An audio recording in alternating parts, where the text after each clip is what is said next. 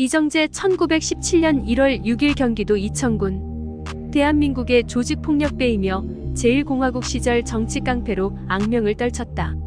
그의 집안은 호범면 유살리에서만 13대에 걸쳐 살아왔다고 한다. 그는 힘이 굉장히 셌다고 하는데 고향 이천군에서 씨름대회가 개최되기만 하면 그날 상품으로 걸린 황소는 전부 다 이정재의 몫이었다는 일화가 전해질 정도였다. 휘문고등보통학교 졸업 후 귀양의 농업에 종사하다가 25세 되던 해 결혼했다. 얼마 뒤 아버지와 형이 별세하자 고향의 가산을 정리하고 가족들과 함께 상경했다. 처음에는 처가살이를 하며 동대문 시장에 점포 자리를 하나 얻어 삼양상사라는 간판을 내걸고 광목 장사를 했는데 얼마 후 한 깡패와 시비가 붙자 그 깡패를 씨름 기술로 들어 맺힌 걸 계기로 김두한의 부하로 주먹 3개에 입문했다. 당시에 보기 힘든 고등보통학교까지 간 엘리트로 김두한의 추천을 받아 특채로 경찰이 되었으며 이후 대한청년단 종로구 동부 단장직을 맡게 되면서 본격적으로 동대문 시장의 이권에 관심을 기울이게 된다. 결국 그는 경찰을 사직하고 동대문 시장에서 포목 장사를 시작했다. 김두한의 정계 진출로 말미암아 종로의 조직이 사실상 정리된 이후 시장 점포에 영향력을 가지고 있던 조열승과 차석환을 고섭하여 동대문 상인연합회라는 조직을 결성한다. 6.25 전쟁 이후로 파괴된 시장의 중심지 일대 3,000평을 광장주식회사로부터 매입하여 점포를 짓고 상인들을 입주시키는 한편으로 상인들을 모두 동대문 상인연합회의 회원으로 가입시켰다. 이처럼 점차 자신의 세력을 강화시킨 이정재는 상인들의 인심을 얻기 위하여 과거 건달들이 폭력행위, 협박, 공갈로 상인들에게 금품을 뜯는 폐단을 없애고 상인들의 애로사항이 있으면 해결해주면서 한 번도 상인들의 원망을 산 적이 없다고 한다.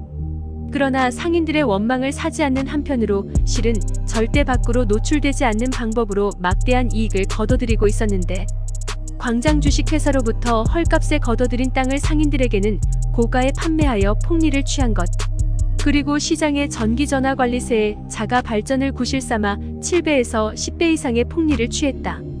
이러한 내막을 모르는 상인들에게서 이정재의 평판은 좋을 수밖에 없었는데 학력이 전무한 일반 조직폭력배들이 직접적인 방식으로 삥을 뜯었다면 이정재는 학식이 있는 인물답게 뒤에서 더 큰 돈을 뜯어온 것이다.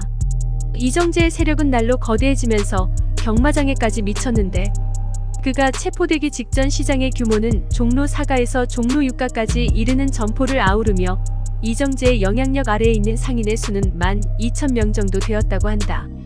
당시 혼란한 시대상으로 인하여 상당수의 총기 또한 보유하고 있었으며 거대한 이권을 쥐게 된 이정재는 동대문 광장 입구에 3층 건물을 짓고 옥상에 도장을 설치하여 부하들을 육성했다.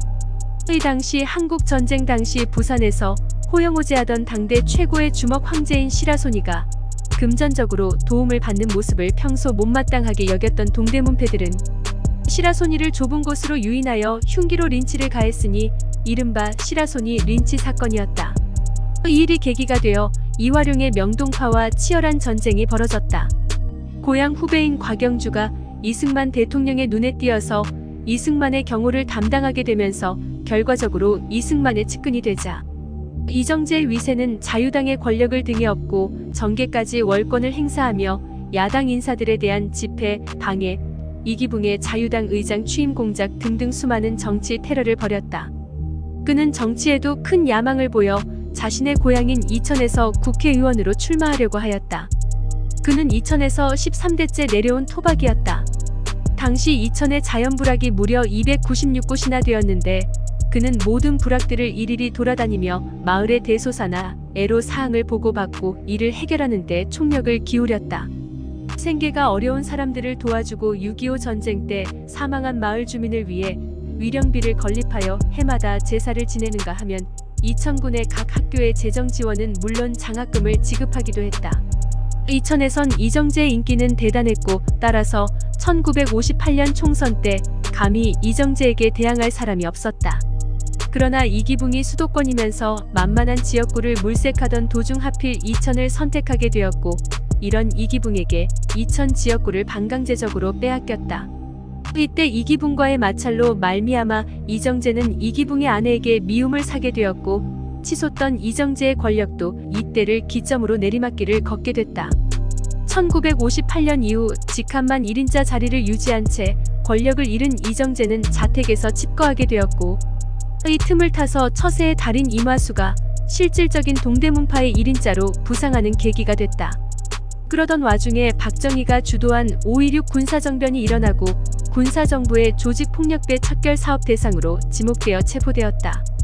당시 군사정부는 시라소니 린치 사건, 단성사 저격 사건, 고대생 습격 사건 등 이정재가 관여한 수많은 범죄를 재수사해서 혁명재판에 넘겼다.